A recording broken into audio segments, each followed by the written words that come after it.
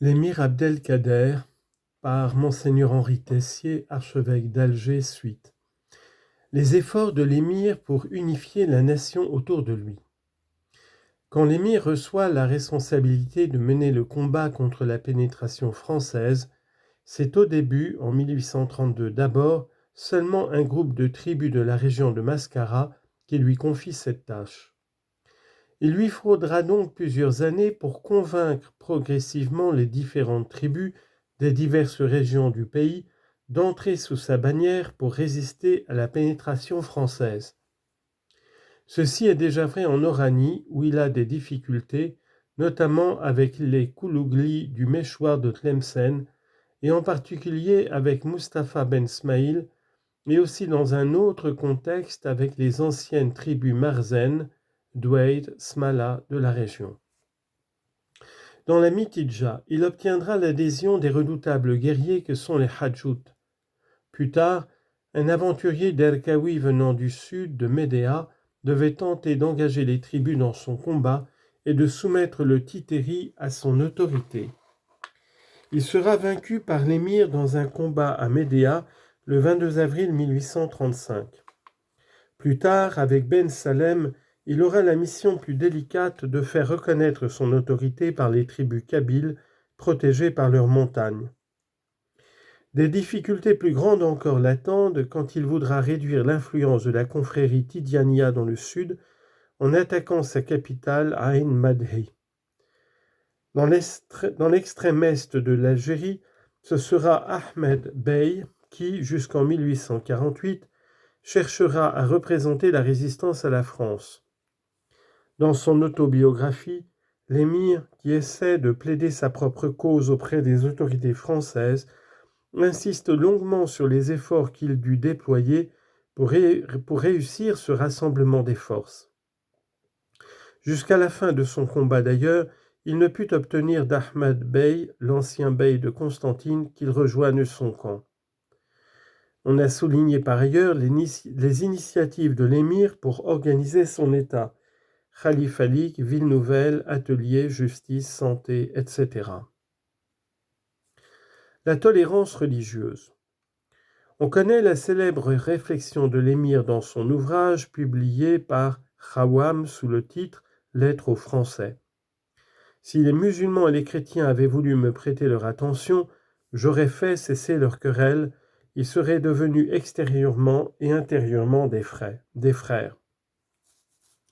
Plus tard, il écrira aux francs-maçons qu'il invite à clarifier ses positions sur cette relation. Citation. « Seuls les ignorants, qu'ils soient musulmans ou autres, croient que si les musulmans combattent les chrétiens ou autres, ils le font pour les obliger à abandonner leur religion et adopter l'islam. Ce qui est une erreur, car la loi islamique ne contraint personne à renoncer à sa religion. Mais c'est un devoir pour celui qui connaît la vérité en matière de croyance et ce qui est juste en matière de comportement et qui voit quelqu'un dans l'erreur dépourvu de bon sens, de le ramener avec douceur et intelligence et de lui montrer la voie par la preuve et les arguments qui s'adressent à la raison. Il s'agit d'être utile à un frère et de le protéger du mal. » Fin de citation. C'est même l'attitude la plus importante. Fin de citation. On a déjà évoqué la rencontre entre le père Suchet, vicaire général de Monseigneur Dupuche, et l'émir dans la plaine de Khéris. Nous avons là un bon exemple, peut-être le premier au XIXe siècle, d'un dialogue islamo-chrétien pacifié. Citation. « Après un moment de silence, l'émir me dit en montrant la croix qu'il voyait sur ma poitrine, « C'est l'image de Sidna Aïssa. »« Oui, lui dis-je. »« Qu'est-ce que c'est que Jésus-Christ, me dit-il. C'est le Verbe de Dieu. Mais, dit l'émir, vous n'avez qu'un seul Dieu comme les musulmans. Il me demanda ensuite, où est le paradis? Là où est Dieu, c'est-à-dire qu'il est partout où Dieu se manifeste tel qu'il est, sans voile à ses élus. Fin de citation. Et pour passer ensuite au plan d'un dialogue plus concret, c'est le moment de rappeler ce qui est rapporté par ailleurs à propos de l'aumônerie des prisonniers chrétiens de l'émir. L'émir avait accepté dans le principe l'envoi par l'Église d'un aumônier pour les prisonniers chrétiens tombés entre ses mains quand l'abbé Suchet lui en fit la demande. Mais les preuves les plus marquantes de cette relation pacifiée entre chrétiens et musulmans sont surtout celles qui se dévoilent derrière ces rencontres à motivation religieuse entre lui et des chrétiens, comme par exemple lors de sa captivité en France. Ses relations avec les prêtres des paroisses voisines de Pau et d'Amboise, l'évêque de Tours, le père Rabion, les religieuses dominicaines, etc. On connaît ses nombreux colloques avec l'officier responsable de sa garde, le capitaine Boissonnet, ou avec son ami très fidèle Charles Ménard, protestant suisse qui venait le voir. Les poèmes de reconnaissance écrits à la religieuse dominicaine qui s'occupait de sa famille à Amboise sont aussi bien connus. Et au sommet de cette ouverture de l'émir aux chrétiens, il faut évidemment situer son intervention à Damas, lorsqu'il sauva 12 000 chrétiens syriens et aussi plusieurs consuls européens en poste dans la ville. Nous reviendrons sur les circonstances de cet engagement quand nous aborderons la période de la vie de l'émir à Damas, notamment par le récit donné par son fils dans le Tuhfat az-Zahir. Par ailleurs, comme nous aurons l'occasion de l'indiquer plus loin, plusieurs passages du Kitab el-Mawaqif abordent aussi au plan mystique ce thème de la relation interreligieuse. Des citations de ces textes seront données dans la dernière partie de cet ouvrage traitant du livre des Mawaqif. Abdelkader et le droit humanitaire. Sur cette question du respect des droits de l'homme, la première référence de l'émir, de laquelle l'émir déduit les principes moraux de son action, c'est évidemment la loi musulmane.